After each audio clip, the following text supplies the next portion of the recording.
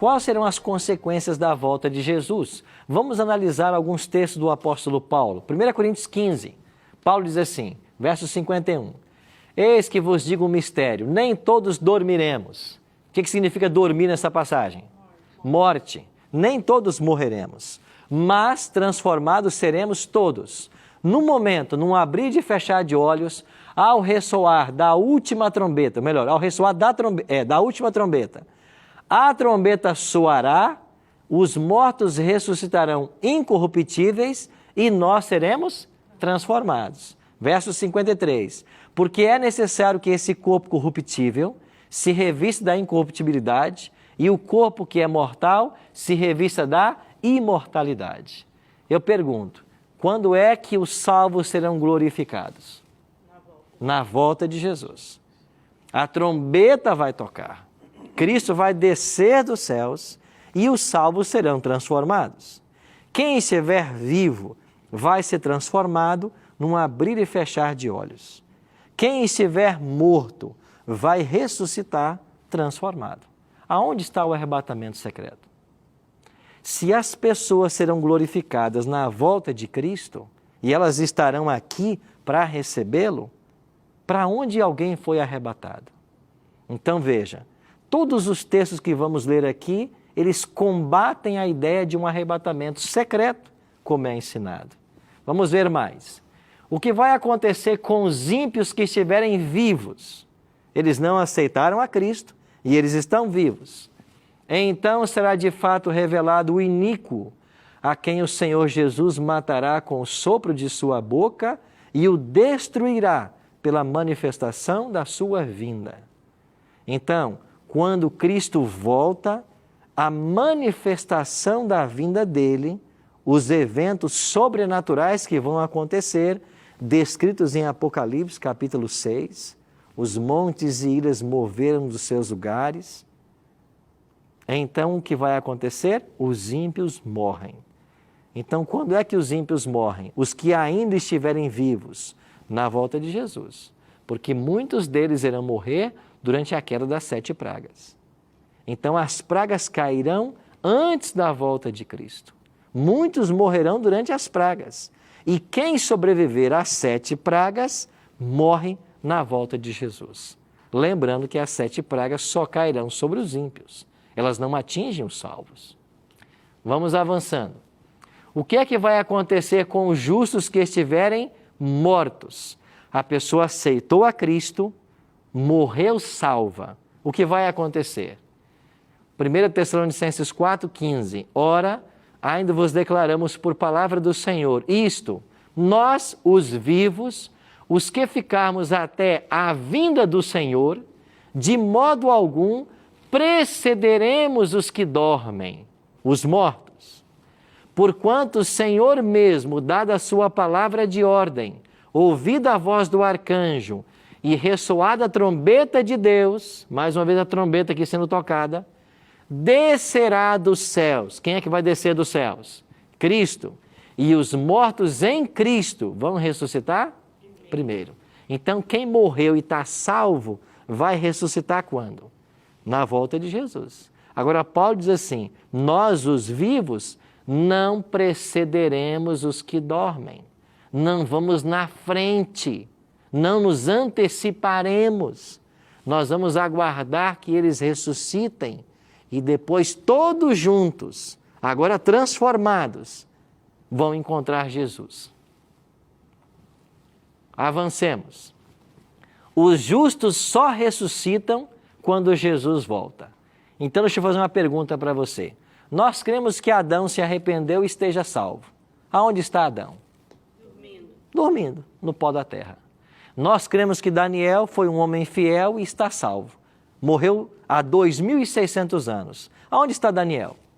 No pó da terra. Todos os salvos, de todas as eras. Nós cremos que Paulo morreu e está salvo. Cremos que Pedro morreu e está salvo. Aonde eles estão? No pó da terra. Esperando o quê? Jesus voltar. Porque os justos que morreram só ressuscitam quando Jesus voltar. É por isso que a recompensa só será dada na volta dele. Esmeralda. Só para fazer um complemento, a gente vê, assim, passa uma ideia diferente. Eu já vou em velório, em enterro, né? Onde o pregador, ou o padre, ou quem for tá falando, ele fala assim que ele morreu, né? E ele está bem porque ele já está nos braços do Pai, né? E, no caso, não, ele vai estar deitado, ele vai estar dormindo, não sei se é pouco. Se alguém, quando morre, já vai para os braços do Pai, eu não sei o que vai, vamos supor que alguma coisa vai, Jesus vai voltar para quê? Se já foram para lá. Então, é um ensinamento que passa e todo mundo está ali chorando e está alegre porque já sabe que o pastor, o padre, a pessoa está falando, não, ele já está bem, ele está alegre, nós temos que se alegrar porque ele está descansando já, né, nos braços do Pai, entendeu? É um ensinamento, né, que está passando errado. A crença popular é que quando a pessoa morre, alguma coisa, alma, espírito, alguma coisa que eles pensam, isso vai para o Pai. E a pessoa já começa a receber a recompensa. Bom, isso aí é a imortalidade da alma. Isso não é bíblico. E a imortalidade da alma é a primeira mentira que o diabo contou nesse planeta. Estão lembrados da serpente? Olha, Eva, se você comer, você não vai morrer. Vai morrer. Então a ideia que a alma é imortal é a primeira mentira que o diabo contou na Terra. E hoje ela é popular. E em muitas igrejas se defende que a alma é imortal. A pessoa quando morre já vai se encarnar, já vai para um outro plano, já vai para o céu. Tudo isso é a imortalidade da alma. E a Bíblia condena isso. Porque a Bíblia, em dezenas de textos, mostra que quem morre está dormindo, num estado de inconsciência. E você quer ver uma prova disso?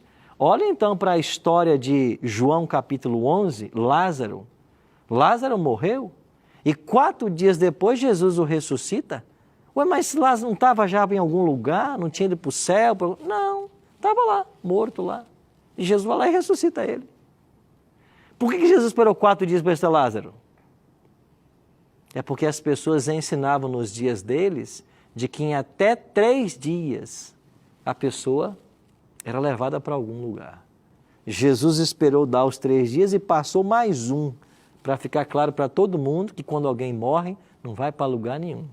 E eu sempre digo que morto, se ninguém levar, nem para o cemitério ele vai. Alguém tem que levar. Então, quando a pessoa morre, ela está morta, ela está dormindo. É o que Jesus disse. Lázaro morreu, Lázaro dorme. Então a morte é um estado de inconsciência. E é por isso que quem morreu, salvo, vai esperar Jesus voltar para receber a recompensa. Fernanda. Você citou vários que morreram, né? Pedro, Paulo. Mas e Maria, que muitos falam que ela foi assunta aos céus? Tem alguma coisa na Bíblia, alguma passagem que traz o motivo desse culto a Maria? Porque eles falam que ela foi assunta ao céu, né? A Igreja Católica. A tradição ensina que Maria foi levada para os céus, que ressuscitou e foi levada. A Bíblia não fala nada disso. Então Maria se encaixa no mesmo caso de Pedro, Paulo e outros. A gente entende que ela está esperando a volta de Cristo para ser ressuscitada. A gente crê que foi uma mulher piedosa, quem Deus escolheu para trazer o Messias à Terra. Nós cremos na salvação de Maria. Agora, ela vai ressuscitar como todos os outros quando Jesus voltar. E a crença na Assunção da Virgem Maria é uma crença que foi levantada pelo catolicismo na Idade Média. Ou seja, nos primeiros séculos, ninguém ensinou isso. E por que passou-se a se ensinar na Idade Média? Então se cria uma história, se cria uma tradição e as pessoas passam a crer na tradição ao invés da Bíblia. Por isso que não é seguro seguir a tradição, é seguro ficar com a Bíblia. Daniele? Pastor, quando eu estava falando da palavra para minha mãe, que é católica, eu fiz essa pergunta a ela. Ela falou que Maria ascendeu aos céus sem sequer morrer. Eu disse, onde está na palavra? Ela disse que se incomodou tanto que foi perguntar ao padre, não é, onde ela congregava. E o padre respondeu dizendo que era apenas uma questão de fé, que não tinha nada escrito. Porque, na verdade, existem, não sei se outra denominação fora católica, que a Bíblia não é suficiente, não é? Uhum. E então eles têm aquelas questões de concílio, e quando assina, o Vaticano assina, o concílio vira a verdade sobre a palavra de Deus. Então, se eles definiram que Maria ascendeu aos céus mesmo sem prova disso, e está lá assinado em algum concílio, aí ele está superior à Bíblia. Mas, assim, eu ia falar de uma questão do monte da transfiguração, quando apareceu Elias, Moisés, não é? E Cristo para os apóstolos. Se tivesse sido Enoque e Elias, a gente teria pensado assim, não, foram transladados, aí tudo bem, eles podem aparecer. Mas aí Moisés morreu, ele apareceu. Então foi uma exceção. Como é que a gente vê essa a gente entende como exceção, porque se a Bíblia menciona que Moisés estava ali, certamente Deus o ressuscitou. É por isso que quando a gente vai lá para o livro de Judas, você percebe uma briga entre o anjo do Senhor e o próprio Satanás pelo corpo de Moisés. A ideia que quer passar o texto é a seguinte: o diabo não queria que Deus ressuscitasse Moisés, que ele fosse mantido na morte. E Deus não, Deus o ressuscita e repreende Satanás porque ele quis ressuscitá-lo. Então você tem em Moisés uma exceção. E é claro que quando Deus faz as coisas, ele sempre faz com um propósito. No Monte da Transfiguração, você tem além de Cristo, que se transfigura em Deus, você tem Moisés e Elias. E naquele momento eles se tornam tipos. Elias representando os salvos que serão salvos sem passar pela morte. E Moisés representando os salvos que passarão pela morte, mas serão ressuscitados. Então, há exceções na Bíblia. Moisés é uma delas. Ele está ressuscitado. E está porque ele apareceu com Cristo. Agora, existem outras ressurreições que a Bíblia fala. Por exemplo, quando Jesus morre e ressuscita, o Evangelho de Mateus diz que vários santos que estavam mortos ressuscitaram quando Jesus ressuscitou. Eles apareceram a muitos na cidade de Jerusalém e a gente entende que esses santos foram levados para os céus. Deus os levou. Quem são eles? A Bíblia não menciona o nome, né? Então, mas há exceções de ressurreição. Então, a exceção, ela foge à regra. Então, todo mundo que morreu está morto, a não ser que a Bíblia declara que ele está vivo, que é o caso de Moisés. Todo mundo que morreu está esperando a recompensa, a não ser Enoque e Elias, que a Bíblia diz que já estão no céu. Já receberam a recompensa, já estão lá.